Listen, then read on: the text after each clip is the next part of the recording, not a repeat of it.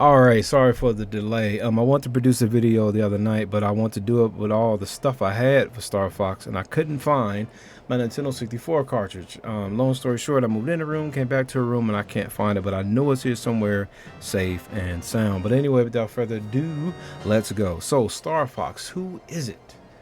First off, it's really cool that they put him in this movie, and they put him in this movie for a couple reasons we'll get to later. Right, so here we go. He started off in Star Fox on Super Nintendo. Okay, I got the cartridge here. It's pretty cool. Now this isn't the original one I had. I actually just bought this not this long ago, sometime last year. But I had it on Super Nintendo when it came, a little bit after it came out. The first one. All right, really cool. You know, back on Super Nintendo. Man, what year is this? 1991. Wow. So anyway, Star Fox first started off on the Super Nintendo. Okay, the second one, and I don't have no more reference material for this, is Star Fox 2. Star Fox 2 also came out on the Super Nintendo or the Super Famicom in Japan. It kind of changed up the formula. It let you pick a character, had some like arcadey style elements in it, a little bit quicker than the first one, but really didn't sit too well. And I don't even know if it even ever came here to the States. I don't know. I never played it. Then you had Nintendo 64, right? And you had Star Fox 64. That game is a 10 out of 10. I'll get back to that one later. That game is dang near perfect. All right. Then you had Star Fox Adventure. Star Fox Adventure was cool. It was like a Zelda game. Okay. But you had Star Fox in it and he was meeting some new characters. And it had the R-Wing ship moments in it, but they were short, and that's what hurt the game because there wasn't a lot of flying in it. Oddly enough, the last boss, you were flying, but you really didn't really learn how to fly because all the previous flying sections was really short. Odd choice there. Love you, Rare. Um, After that came Star Fox Assault. Star Fox Assault was really good as well, but it did not start off as a Star Fox game. It actually was an arcadey style shooter game where you can go against your friends. But Nintendo was like, I think we want that to be a mainline Star Fox game, and so they did. So the characters looked different. The R-wing designs was way more awesome. It looked way more mecha. It was handled by Namco. Namco is the company behind Tekken and some other franchises in that and more in Japan like area. So it looked a little bit different. Everything was different. Everything was handled different, but it was cool. It was a good game. And then we got Star Fox Zero. Now, Star Fox Zero came out on the Wii U. It was a good game. It was kind of like reminiscent of the Nintendo 64 days. It had an anime that came out with it, but what killed that game is the controls. You had to hold the screen and then look at the screen and hold the screen and look at the screen at the same time. You hold it to see a first person view. You look at the actual screen to see the back of the ship. It was stupid. Probably the dumbest mistake Nintendo's ever made. Straight up. It was so bad. Don't sue me, Nintendo. But I really want to play it, and so I emulated it on PC. I couldn't beat it on PC. That's how bad the controls were. Alright, so he's in the movie because it's going to bring popularity to the character. Because not many people know who Star Fox is. But it's the perfect time.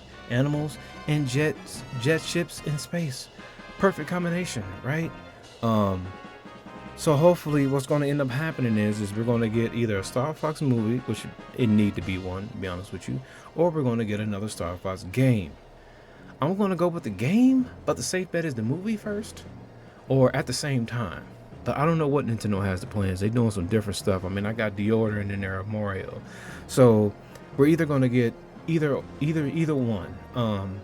If we get a game, all I'm saying with the game is that keep don't change the formula. All we really want is Star Fox 64 with brand new Switch 2 graphics. That's all we want. We don't want no crazy control scheme, no different ships that's really slow. And I mean the other ships that the game had. Not the R-Wing transformations, because it can change into like a chicken walker, it can swim, it can change into a tank. All those are cool. But you were going to this little bitty, I don't know, stealthy mode in Star Fox Zero that was just terrible.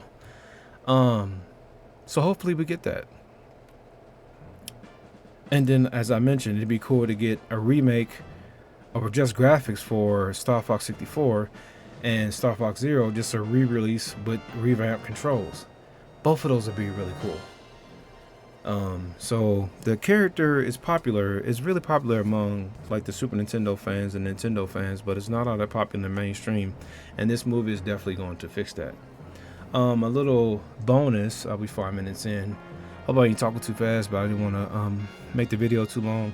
Is that he also popped up in the game Starlink. The characters behind Starlink, and that's a Ubisoft game. He loved Star Fox so much that the whole game was inspired by that. So much so, and this is really, really cool stuff actually, that Nintendo allowed him to put Star Fox in their game. And it was the first time that Star Fox really popped out of Nintendo onto other franchises.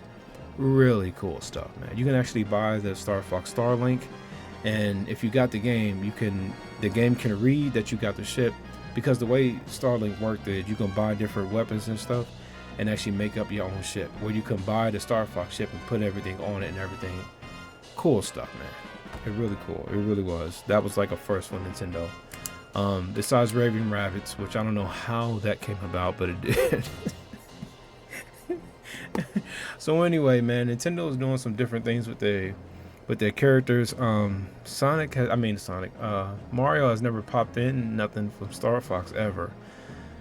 So the fact that he's in this movie, even though it's the same company, is still like, what's going on? But obviously they want to introduce him in a really cool way. So this is really cool that it's actual factual. Can't wait to go see it tomorrow. And yeah, that is the lesson on Star Fox. So hurry up, go pick up the games, because he's going to blow up.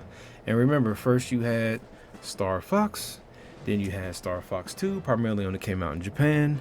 And then you had Star Fox 64, and then you had Star Fox Adventure, and then you had Star Fox Assault, and then you had Star Fox Zero. Okay. Oh, one little tidbit, 7 minutes in.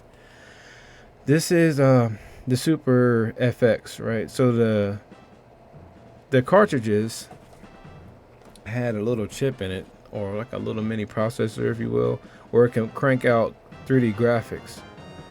Now these 3D graphics was not state of the art. When you look at them, you're going to be like, what in the world? But they was really slow, and I put some stuff up in the video.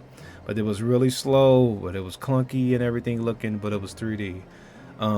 Star Fox 1 and 2 ran on that system. There was also a game called Stunt Race FX that ran on the Super FX chip as well. Really cool stuff, man. There was some other games too, but those are the only ones off the top of my head I can remember. So Star Fox really came with, Nintendo always wanted to iterate with them. They definitely did some iteration with the Star Fox franchise, and this is the iteration to him popping up in a Mario movie. Who would have thought? So I don't know, man. I don't know what's next for Nintendo. Maybe we Kirby or something to pop up. Boy, when Kirby pop up, the whole world is gonna stop. Y'all know he's the strongest in the whole Smash with the cast, right? He was the original. He is the original. Let's go. One more thing. In the story, James McCloud was with Peppy and Pigment Angar. And when they went to go figure out how to, find out about Venom, the team traded on him. I was wanting to remember. I don't think it was Venom. Andros, The team traded on him, and James McCloud, Fox's father, was thought to have been dead. And later on in Star Fox 64, you find out that that might not be the case if you can nail that 150 kill on Venom. So we'll try the game out, man. It's really good. It really is a 10 out of 10. Different planets, different secrets, a score mode. It's your arcade shmup. It really is. Shmup meaning shoot 'em up. But yeah. Get in there! Corneria, fourth planet of the Lilat system. The evil Andros turned this one thriving system into a wasteland of near extinction.